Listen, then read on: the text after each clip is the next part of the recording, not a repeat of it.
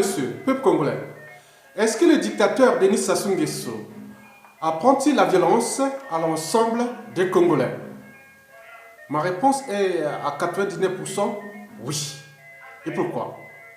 Vous savez qu'en psychanalyse et en psychologie, on dit souvent qu'un homme, lorsqu'un homme bat sa femme devant ses enfants, il apprend naturellement la violence à ces derniers.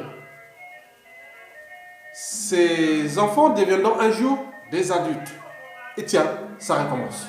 La violence sur d'autres victimes. C'est ce qu'on appelle le cycle de la violence. Vous savez que la construction mentale de l'adulte se réalise lorsqu'il est enfant, au cœur de la famille à laquelle il fait confiance, ou de son milieu socio-culturel. Mais quelqu'un ou l'individu qui a grandi dans un milieu socio-culturel atypique, le risque d'interpréter ce genre de milieu semble être augmenté.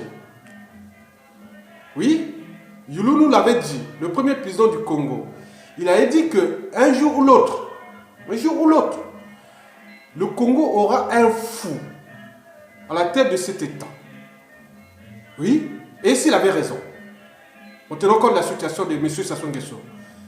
Mesdames, Messieurs, peuple congolais, vous savez qu'un président de fait ou autoproclamé, ou même de droit, qui utilise la violence, on appelle ça le terrorisme d'État.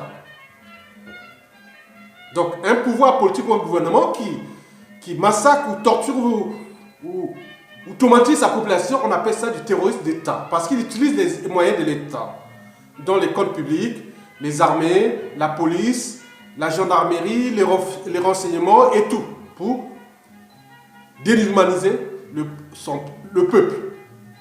Donc on appelle ça le terrorisme d'État. Mais qui ne dit pas qu'aussi aujourd'hui, Sassou Nguesso apprend le terrorisme d'État au Congolais? Avec même, peut-être qu'elle sera même pire, avec intelligence et méthode. Parce que les gens ont en train de travailler toutes ces stratégies, comment il a utilisé pour maltraiter le peuple. Les gens utilisent ces méthodes qu'ils utilisent à l'échelle individuelle, locale, régionale, nationale, continentale et planétaire. Ces méthodes de Sassou Nguesso sont aujourd'hui d'être étudiées. Et qui dit demain, le plus malin aussi, qui utilisera pas peut-être pour neutraliser le peuple, mais peut-être. Je ne peux pas encore rentrer au détail là, messieurs. Mesdames, messieurs, vous savez que le directeur Denis Sassou Nguesso a désormais des embrouilles avec 9 familles congolaises sur 10. Qui dit 9 familles congolaises sur 10, dit 9 nouvelles intelligences politiques et surtout résistantes sur 10. Ceux qui luttent contre sa tyrannie. Donc, les conséquences pourraient être incalculables. Parce que Sassou, on appelle ça le cycle de vie. Sassou n'est pas éternel. Le peuple a tout le temps. Sassou peut encore rester, on peut le maintenir par ses réseaux, par ses forces. Vous maintenez, mais le pays de toute façon est ingouvernable jusqu'à ce que Sassou Nguesso tombe. Mais qui ne dit pas que d'autres vont utiliser au 4e mois que j'appelle des néologismes, du terrorisme d'État, pour utiliser ces moyens, mêmes méthodes, mêmes techniques, mais pas pour neutraliser le peuple, mais pour régler certains comptes. Donc, Sassou Nguesso a intérêt de libérer tous les opposants politiques et trouver une synthèse pour qu'il dégage. On peut le rendre, on peut le envoyer même en France ou dans les pays amis, là où ses intérêts et tout. On les laisse partir là-bas. Ils nous laissent tranquilles. Nous, on veut reconstruire ce pays. Donc, on ne va pas laisser un individu détruire tout un peuple comme ça, parce que les conséquences que je vous relate déjà seront incalculables dans le temps.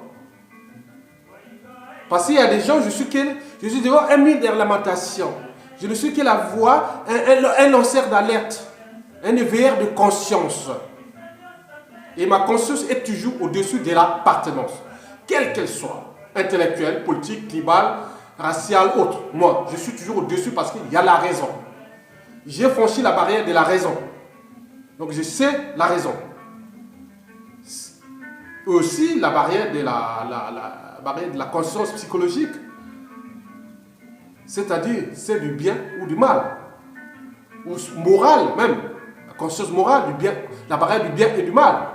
Donc j'ai franchi ça. Bon, donc Moi, je voulais seulement les informations qui sont nécessaires pour le Congo, parce que ce que Sassou Nguesso fait là, avec ses alliés extérieurs et autres, mais les gens vont utiliser ces mêmes méthodes.